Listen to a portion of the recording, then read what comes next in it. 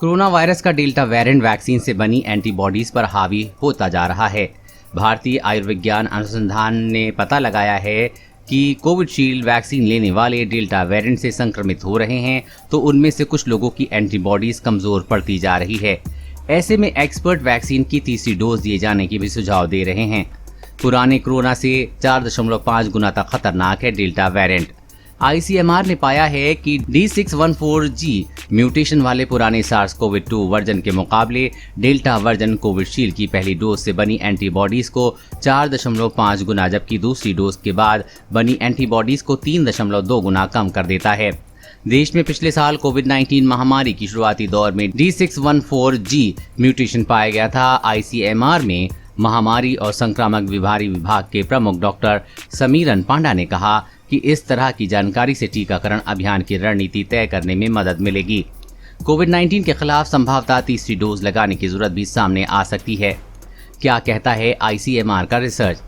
ICMR ने delta variant के असर का पता लगाने के लिए कोविशील्ड की एक या दोनों डोज ले चुके स्वस्थ लोगों का सीरम सैंपल जमा किया। उन्होंने कोरोना से संक्रमित होकर ठीक होने के बाद कोविशील्ड की एक या दोनों डोज ले चुके थे, उनका भी सीरम सैंपल लिया।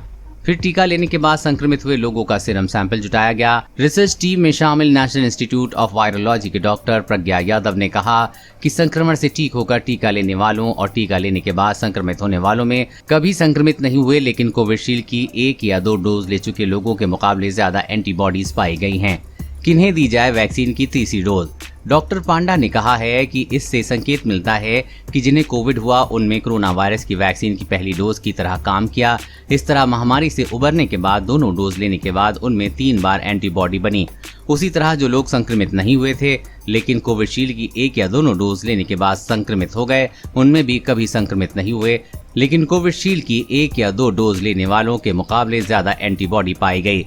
ऐसे में ये कहा जा सकता है कि जो लोग वैक्सीन डोज लेने से पहले या बाद में कभी कोरोना वायरस से संक्रमित नहीं हुए, उन्हें कोविशील्ड की तीसरी डोज देने की भी जरूरत है।